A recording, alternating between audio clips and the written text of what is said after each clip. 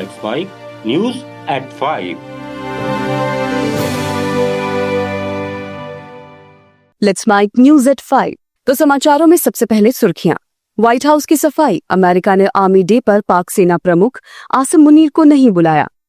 Crash plane के पिछले हिस्से एक शव और मिला। नीट यूजी का परिणाम जारी, राजस्थान के महेश ने किया टॉप। ईरान और इजराइल के बीच सैन्य झड़प जारी है। आज सुबह भी इजराइल ने ईरान पर भीषण हमला किया है। इजराइल ने अपने मिशन का नाम राइजिंग लायन रखा है, जबकि ईरान ने अपने मिशन को ऑपरेशन ट्रू प्रॉमिस 3 बताया है। इजराइल ने देर रात भारतीय समयानुसार करीब 10:30 बजे ईरान पर एयर स्ट्राइक की। इजरायली फाइटर जेट्स ने ईरान के परमाणु ठिकानों को दोबारा निशाना बनाया। इन हमलों में ईरान के 78 लोग मारे गए और 350 से ज्यादा घायल हुए। जवाब में ईरान ने 150 बैलिस्टिक मिसाइलें इजराइल की ओर दागी। इनमें से 6 मिसाइलें राजधानी तेल अवीव में गिरी, जिसमें 2 लोगों की मौत हो गई। वहीं 90 से ज्यादा लोग घायल हो गए। ईरानी मीडिया रिपोर्ट्स में इजरायली रक्षा मंत्रालय को भी निशाना बनाने का दावा किया गया। ये हमले भारतीय समयानुसार शनिवार सुबह तक जारी रहे। ईरान की ओर से हमले की आशंका के चलते इजरायली पीएम बेंजामिन नेतन्याहू को सुरक्षित ठिकाने पर शिफ्ट कर दिया गया था। इजरायल ने एक दिन पहले शुक्रवार सुबह ईरानी परमाणु और कई मिलिट्री ठिकानों को निशाना बनाया था। इसमें 6 परमाणु वैज्ञानिक और 20 से ज्यादा मिलिट्री कमांडर्स मारे गए थे। संयुक्त राष्ट्र सुरक्षा परिषद की बैठक में चीन के दूत फू कोंग ने कहा कि इजराइल ने ईरान की संप्रभुता, सुरक्षा और क्षेत्रीय अखंडता का उल्लंघन किया है, जिसकी निंदा चीन करता है। उन्होंने कहा कि मौजूदा हालात को लेकर चीन को गहरी चिंता है, क्योंकि इससे ईरान के परमाणु समझौते पर नकारात्मक असर पड़ सकता है। फू कोंग ने इजराइल से तुरंत सभी सैन्य कार्रवाई रोकने की अपील की, ताकि स्थिति और न बिगड़े। उन्होंने कहा कि परमाणु अप्रसार संधि एनपीटी के हस्ताक्षरकर्ता के तौर पर ईरान को परमाणु ऊर्जा का शांतिपूर्ण उपयोग करने का जो अधिकार मिला है, उसका पूरी तरह से सम्मान किया जाना चाहिए। चीन और ईरान करीबी साझेदार हैं, खासकर ऊर्जा और विकास से जुड़ी परियोजनाओं में। मार्च में चीन ने ईरान और रूस के उप विदेश मंत्रियों को बीजिंग आमंत्रित किया था, जहां उन्होंने ईरान के परमाणु मुद्दे पर चर्चा की और इस पर लगे प्रतिबंधों को हटाने की मांग की थी। मध्य पूर्व के हिस्सों और ईरान में तनाव की स्थिति पर विमानन कंपनी एयर इंडिया ने अपने यात्रियों के लिए एडवाइजरी जारी की है। एयर इंडिया ने सोशल मीडिया प्लेटफॉर्म एक्स पर लिखा, ईरान और मध्य पूर्व के कुछ हिस्सों में उभरती स्थिति और उसके बाद हवाई क्षेत्र के बंद होने के कारण और हमारे यात्रियों की सुरक्षा को ध्यान में रखते हुए हमारी कुछ उड़ानें वैकल्पिक रास्तों से संचालित हो रही हैं। हम इस हवाई क्षेत्र के बंद होने के कारण अपने यात्रियों को होने वाली किसी भी असुविधा को कम करने के लिए पूरी कोशिश कर रहे हैं। हम दोहराना चाहेंगे कि एयर इंडिया में हमारे ग्राहकों और चालक दल की सुरक्षा सर्वोच्च प्राथमिकता है। अहमदाबाद में प्लेन क्रैश वाली जगह से एक और शव बरामद हुआ है। आज जब बीजे मेडिकल कॉलेज हॉस्टल से मलबा हटाया जा रहा था, तब ये शव विमान की टेल में फंसा हुआ था, जिसे नीचे उतारा। बाद में इसका पोस्टमार्टम हुआ। ऐसा कहा जा रहा है कि ये शव एयर होस्टेस का हो सकता है। उधर आज भी मारे गए लोगों की डीएनए सैंपलिंग का काम जारी है। सिविल अस्पताल के बाहर परिजनों की भीड़ है। यहाँ सुरक्षा के कड़े इंतजाम हैं। पोस्टमार्टम यूनिट के आसपास बाहरी लोगों की एंट्री बंद है। दिव्य भास्कर के मुताबिक सिविल अस्पताल में अब तक 270 से ज्यादा शवों का पोस्टमार्टम हो चुका है। इसके अलावा 241 लोगों की डीएनए सैंपलिंग की जा चुकी है। 7 शवों की शिनाख्त हो गई है। विमान दुर्घटना जांच ब्यूरो ने ब्लैक बॉक्स के विश्लेषण से संकेत दिए कि टेक ऑफ के दौरान कॉन्फ़िगरेशन एरर प्रमुख कारण हो सकता है। प्रारंभिक रिपोर्ट्स में लैंडिंग गियर के नीचे रहने और फ्लैप्स की गलत सेटिंग की बात सामने आई है। 43 डिग्री सेल्सियस की गर्मी ने स्थिति को और जटिल किया। अमेरिका का नेशनल ट्रांसपोर्टेशन सेफ्टी बोर्ड, साथ ही ब्रिटेन भी जांच में सहयोग कर रहे हैं। एमपी के हिल स्टेशन पचमढ़ी में आज से बीजेपी विधायकों और सांसदों के प्रशिक्षण वर्ग की शुरुआत हो रही है। 3 दिन तक चलने वाले इस कार्यक्रम की शुरुआत केंद्रीय गृह मंत्री अमित शाह ने की। यहाँ बीजेपी विधायकों, सांसदों के पहुंचने का सिलसिला जारी है। 16 जून तक चलने वाले इस कार्यक्रम में प्रशिक्षणार्थी के रूप में मध्य प्रदेश सरकार के सभी मंत्री, विधायक, लोकसभा, राज्यसभा सांसद शामिल रहेंगे। मुख्यमंत्री डॉक्टर मोहन यादव पूरे 3 दिन कार्यक्रम में मौजूद रहेंगे, यानी अगले 3 दिन पूरी सरकार पचमढ़ी में चलेगी। यहाँ सभी मंत्री, विधायक, लोकसभा, राज्यसभा सांसद चुनाव management, speech skill, mobile manner सीखेंगे। बेंगलुरु सेंट्रल क्राइम ब्रांच ने अंतर्राष्ट्रीय बाजार में 10 करोड़ रुपए कीमत की ड्रग के साथ एक विदेशी को गिरफ्तार किया।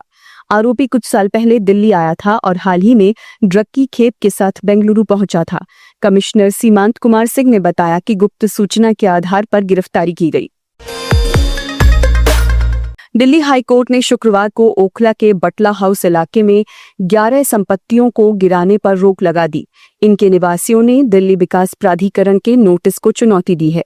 जस्टिस तेजस करिया की सिंगल बेंच ने नोटिस जारी कर जवाब मांगा है। मामले की अगली सुनवाई 10 जुलाई को होगी। देश में बीते 2 दिनों से कोरोना वायरस के नए केसों की संख्या में कमी देखने को मिल रही है।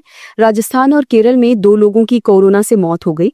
राजस्थान में 70 साल की महिला और केरल में 82 साल के बुजुर्ग ने सांस लेने में तकलीफ के चलते दम तोड़ दिया। राजस्थान में ये कोरोना से इस साल में दूसरी मौत है, जबकि केरल में जनवरी से अब तक 23 लोगों की जान गई है। केरल में इस वक्त देश के सबसे ज्यादा एक्टिव 2109 कोविड मरीज हैं। हालांकि गुरुवार तक 2165 एक्टिव केस थे। शनिवार सुबह 8 बजे तक देश भर में कोरोना के 7400 एक्टिव मामले हैं। पिछले 24 घंटे में 269 नए केस आए। वहीं मौत का आंकड़ा बढ़कर 87 हो गया। महाराष्ट्र में सबसे ज्यादा 25 मौतें हुई हैं। मॉनसून ने फिर से रफ्तार पकड़ ली। मध्य प्रदेश में 16 जून तक मॉनसून की एंट्री हो सकती है। वहीं राजस्थान के जैसलमेर में आज सुबह बारिश हुई। मौसम विभाग ने 23 जिलों में आंधी बारिश की संभावना जताई है। अब तक श्रीगंगानगर देश का सबसे गर्म शहर बना हुआ है। यहां अधिकतम तापमान 49.4 डिग्री पहुंच गया था। इससे पहले श्रीगंगानगर में 1 जून 2018 को 49.1 डिग्री अधिकतम तापमान रिकॉर्ड किया गया था। श्रीगंगानगर में जून महीने का अब तक का सबसे ज्यादा तापमान 14 जून 1934 को 50 डिग्री दर्ज किया गया था।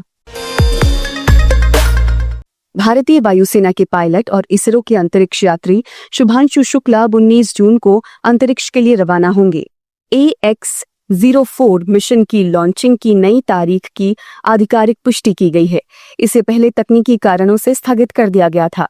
इसे फ्लोरिडा स्थित स्पेस सेंटर से लॉन्च किया जाएगा।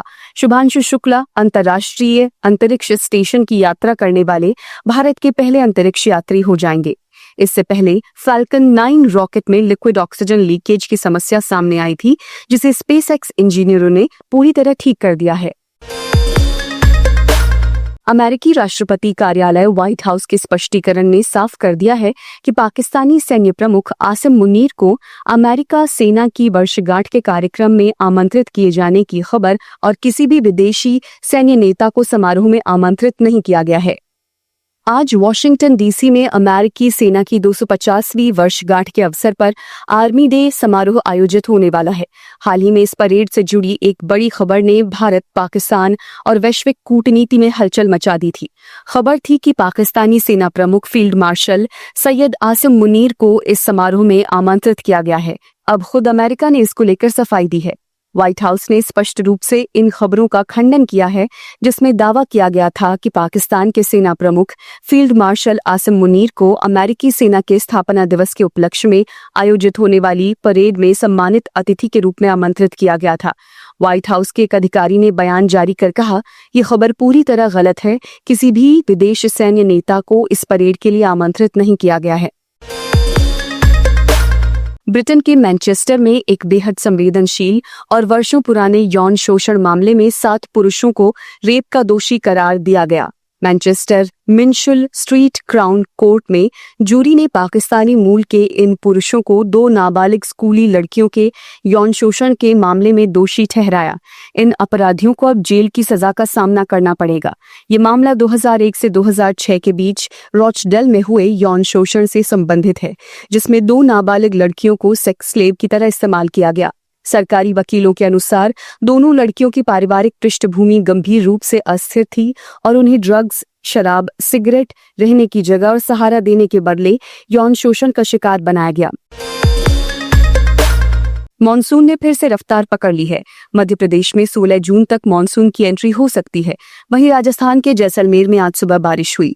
मौसम विभाग ने 23 जिलों में आंधी बारिश की संभावना जताई है। शुक्रवार को श्रीगंगानगर देश का सबसे गर्म शहर रहा। यहां अधिकतम तापमान 49.4 डिग्री पहुंच गया था। इससे पहले श्रीगंगानगर में 1 जून 2018 को 49.1 डिग्री तापमान अधिकतम रिकॉर्ड किया गया था। श्रीगंगानगर में जून महीने का अब तक का सबसे ज्यादा तापमान 14 जून 1934 को 50 डिग्री दर्ज किया गया था। मौसम विभाग ने शनिवार को पंजाब, हरियाणा समेत देश के 7 राज्यों में हीट वेव का अलर्ट जारी किया है। उधर बीती रात पुणे में भारी बरसात हुई। पिंपरी चिंचवड़ शहर की सड़कों पर पानी भर आया। नाले में 4 से 5 गाड़ियां बह गई। गनीमत रही कि कोई हताहत नहीं हुआ। हिमाचल के चंबा जिले में लैंडस्लाइड हुई। National Testing Agency NEET UG का रिजल्ट शनिवार को जारी कर दिया गया। 20.08 लाख स्टूडेंट्स बैठे थे। इनमें से 112.3 लाख स्टूडेंट्स क्वालिफाई हुए हैं। राजस्थान के हनुमानगढ़ के महेश केसवानी ने टॉप किया है। उन्हें 720 में से 686 मार्क्स मिले हैं। ऑल इंडिया रैंक 1 हासिल करने वाले हनुमानगढ़ के महेश केसवानी ने बताया कि 10वीं के बाद वो आर्ट्स लेकर यूपीएससी की तैयारी करना चाहते थे, मगर एक टीचर के समझाने से उसने साइंस ली और नीट की तैयारी करने लगा। बांग्लादेश के अंतरिम सरकार के हेड मोहम्मद यूनुस ने बीएनपी के कार्यवाहक अध्यक्ष तारिक रहमान से मुलाकात की है। दोनों नेताओं की ये मुलाकात लंदन में हुई है। बैठक के बाद जारी बयान में बांग्लादेश की सियासी खींचतान खत्म होने के संकेत मिले हैं। यूनुस ने खालिदा जिया के बेटे तारिक के साथ बैठक के बाद कहा कि बांग्लादेश में अगले साल फरवरी में चुनाव कराए जाएंगे। बांग्लादेश में आम चुनाव का मुद्दा न सिर्फ बीएनपी और यूनुस सरकार बल्कि यूनुस और सेना के बीच भी तनातनी की वजह बना हुआ है। मोहम्मद यूनुस के साथ बैठक के बाद तारिक रहमान की 16 साल बाद बांग्लादेश वापसी की संभावना बनी है। सऊदी अरब ने भारत और पाकिस्तान सहित 14 देशों के नागरिकों के लिए ब्लॉक वर्क वीजा कोटा पर लगी अस्थायी रोक को हटा दिया है। इससे सऊदी अरब में काम करने वाले विदेशियों को राहत मिली है। भारतीयों के लिए विशेष तौर पर सऊदी सरकार का ये कदम महत्वपूर्ण है, क्योंकि सऊदी अरब में काम करने वाले विदेशियों में भारत के लोगों की बहुत बड़ी संख्या है। वर्क वीजा पर लगी इस रोक से कामगार सऊदी अरब नहीं जा पा रहे थे। सऊदी सरकार की ओर से बताया गया कि वर्क वीजा कोटा से रोक हटाने का फैसला हज 2025 के बाद तत्काल प्रभाव से लागू हो गया है। इससे उन हजारों कुशल श्रमिकों के लिए अवसर फिर से खुल गए हैं जो साल की शुरुआत में लगाई गई इस रोक से प्रभावित हुए थे। सऊदी का ये फैसला भारत और पाकिस्तान के अलावा अल्जीरिया, बांग्लादेश, मिस्र, Ethiopia, Indonesia, Iraq, Jordan, Morocco, Nigeria, Sudan, Tunisia और यमन पर लागू था। जम्मू कश्मीर में हाल के आतंकी हमलों के बाद केंद्र सरकार ने सख्त कदम उठाए हैं। प्रधानमंत्री नरेंद्र मोदी ने राष्ट्रीय सुरक्षा सलाहकार और गृह मंत्री अमित शाह के साथ उच्च स्तरीय बैठक की, जिसमें सुरक्षा बलों की तैनाती और आतंकवाद विरोधी अभियानों पर चर्चा हुई। पीएम ने आतंकवाद पर पूरी क्षमता से प्रहार करने का निर्देश दिया। सूत्रों के अनुसार उपराज्यपाल मनोज सिन्हा ने भी स्थिति का जायजा लिया। सांबा जिले में संदिग्ध ड्रोन देखे गए, जिन्हें भारतीय वायु रक्षा ने निष्क्रिय कर दिया। स्कूल फिर से खोले गए हैं, लेकिन सीमावर्ती इलाकों में हाई अलर्ट है। सुप्रीम कोर्ट ने घर खरीदारों के हित में अहम फैसला सुनाया है। कोर्ट ने कहा कि बिल्डर होम लोन के ब्याज की मांग खरीदारों से नहीं कर सकते। ये फैसला उन लाखों लोगों के लिए राहत की खबर है जो बिल्डरों के साथ विवादों में फंसे थे। कोर्ट ने बिल्डरों और पारदर्शी तरीके से प्रोजेक्ट की जानकारी देने का भी निर्देश दिया। इस फैसले से रियल एस्टेट सेक्टर में सुधार की उम्मीद है, लेकिन बिल्डर संगठनों ने इसका विरोध शुरू कर दिया है। पूर्वी लद्दाख में भारत और चीन के बीच सीमा विवाद को लेकर सकारात्मक खबर आई है। दोनों देशों के सैन्य कमांडर की हालिया बैठक में तनाव कम करने की सहमति बनी। विदेश मंत्रालय ने कहा कि दोनों पक्ष शांति बहाल करने के लिए प्रतिबद्ध हैं। हालांकि भारतीय सेना पूरी तरह सतर्क है और सीमावर्ती क्षेत्रों में अतिरिक्त बल तैनात किए गए हैं। इस बीच भारत ने G20 शिखर सम्मेलन में चीन के साथ द्विपक्षीय मुद्दों पर चर्चा की संभावना जताई है। दिल्ली की ओखला लैंडफिल साइट, जो कभी कूड़े का पहाड़ थी, अब धीरे धीरे साफ हो रही है। दिल्ली सरकार ने बताया कि 62 एकड़ में फैली इस साइट से 57 टन कचरा हटाया जा चुका है और इसकी ऊंचाई 60 मीटर से घटकर 30 मीटर रह गई है। साइट पर 8000 बांस के पौधे लगाए गए हैं। सरकार का लक्ष्य मार्च 2026 तक इस साइट को पूरी तरह साफ करना है। पर्यावरणविदों ने इस कदम की सराहना की है, लेकिन स्थानीय लोगों का कहना है कि तेजी लाने की जरूरत है। ये था आज का न्यूज बुलेटिन। सुनते रहिए let's Mike, because it's more than radio.